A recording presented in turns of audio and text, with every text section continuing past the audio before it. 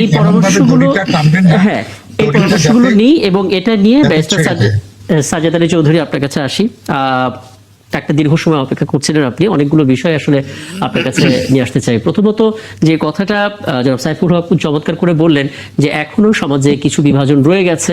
রাজনৈতিক দলগুলো 17 বছর যারা ছিল তারা অপর পক্ষে যারা আছেন তাদেরকে চূড়ান্ত পর্যায়ে দমন নিপীড়নের মধ্যে রেখেছিল, যে কারণে ঈদের যে জামাত সেই জামাতের মধ্যেও তাদেরকে দেখা যায়নি, নিরাপত্তাহীনতায় শঙ্কার মধ্যে তারা থেকেছেন।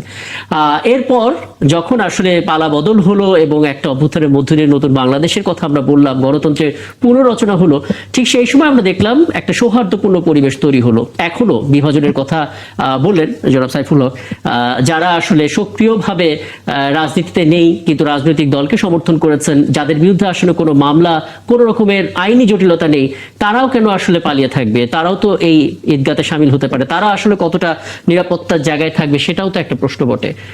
আপনার দৃষ্টিকোণ থেকে যদি ব্যাখ্যা করেন। ধন্যবাদ একাত্তরকে এবং আমার সহ আলোচক বর্ষিয়ান রাজনীতিবিদ জনাব শামসুজ্জামান দুদু ভাই এবং সাইফুল হক ভাই এবং স্টুডিওতে আছে জনাব লিটন ইকরাম সাহেব এবং যারা দেখছেন এই রাতে আমাদের প্রোগ্রামটুকু, সবাইকে ঈদের শুভেচ্ছা।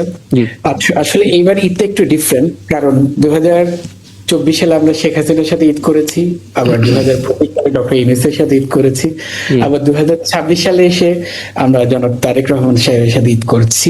মানে একদম ঠিক 365 দিন পর পর অথবা 64 দিন পর পর। এটা একটা ভিন্ন ধরনের অভিজ্ঞতা। আর সবচেয়ে বড় কথা হচ্ছে এটা 18 বছর পরে জনাব তারেক রহমানের বাংলাদেশে নির্যাতনের পরে, নির্বাসনের পরে ঈদ, আর 36 বছর পরে বাংলাদেশে একজন পুরুষ প্রধানমন্ত্রী যিনি একজন রাষ্ট্রপতির সাথে কোলাকুলি করার সুযোগ পেয়েছেন। আর সবচেয়ে বড় কথাটা হচ্ছে এবার ঈদের কিছু কোনো মানে যাত্রাপথে ভোগান্তি, কিছু ভোগান্তি ছাড়া মানুষ সুন্দরভাবে ঈদ পালন করেছে এবং এনজয় করছে এখন পর্যন্ত। সবচেয়ে বড় কথা হচ্ছে এই ঈদে মানুষের মধ্যে একটা আসলে আশঙ্কা কাজ করছে যে ইরান যুদ্ধ নিয়ে পরে, ঈদের পরে কি হবে, জ্বালানি নিয়ে কি সমস্যা বাংলাদেশ ফেস করতে যাচ্ছে, বা সেটা আমাদের ইকোনমিতে কি ইফেক্ট করছে, সেটা একটা বড় আশঙ্কার বিষয়। সবচেয়ে বড় কথা হচ্ছে যেটা আলোচনা এসছে সেটা হচ্ছে আওয়ামী লীগের যারা কোনো ধরনের ডিরেক্ট কোনো কিছুতে অংশগ্রহণ করেনি, কোনো নির্যাতনে ছিল না, তাদের সাফারেন্সের বিষয়। আসলে আওয়ামী লীগের ব্যাপারটা আসলে বলতে গেলে এরকম বলতে হয় যে তারা বিএনপি থেকে জামাত থেকে এটা করতে গিয়ে তারা নিজেরা আত্মহত্যা করে ফেলেছে এবং তারা যখন নিজেরা নিজেদেরকে মেরে ফেলেছে, এটা বলতে হবে এটা নিজেদের দেউলিয়া ঘোষণা করে ফেলেছে এবং রাজনৈতিকভাবে তারা আত্মহত্যা করেছে। এই আত্মহত্যার পরের একটা সাইড ইফেক্ট আছে। সেই সাইড ইফেক্টটা কিন্তু যদিও বা বর্তমান দায়িত্বশীল রাজনীতি দল যারা আছেন, সেটা বিএনপি জামাত, এদের কারণে যেটা বড় ধরনের একটা ম্যাসাকার হওয়ার কথা ছিল সেটা কিন্তু হয়নি। কিন্তু তারপরে দেশে কিন্তু বেশ হাজার খানিক মামলা দাখিল হয়েছে বিভিন্ন ব্যক্তি পর্যায়ে বিভিন্ন ইনফরমেন্ট বা যারা বাদী বলে তাদের মাধ্যমে। সেখানে কিন্তু অনেক, আমরা বলতে পারি অনেকের নাম স্পেসিফিক আছে, অনেকের নাম অজ্ঞাতনামা আছে, অনেকের নাম আবার তদন্তে আসতেছে। সেই এতগুলো মামলার কিন্তু কোনো মামলারই কিন্তু এখন পর্যন্ত কোনো চার্জশিট হয়নি।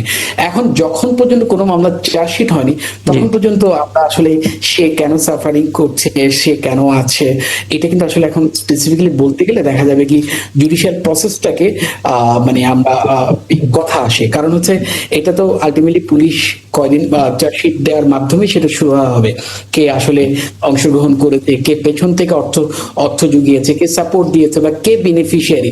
হয়তো সে সামনে ছিল না কিন্তু সে আওয়ামী লীগের বিভিন্ন অ্যাক্টিভিটিস এর মাধ্যমে বেনিফিটেড হয়েছে।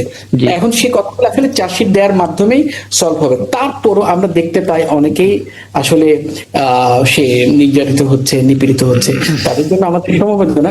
কিন্তু এটা আলটিমেটলি সলিউশনটা হবে এই চার্জশিট দেওয়ার মাধ্যমে। চার্জশিটে যারা রিলিজ হয়ে যাবেন তারা আলটিমেটলি এখান থেকে মুক্ত, তারা আর সাফার করতে হবে না। আর যাদের চার্জশিটের নাম আসবে, নতুন ভাবে অনেকের নাম ইনক্লুডও হতে পারে, তারা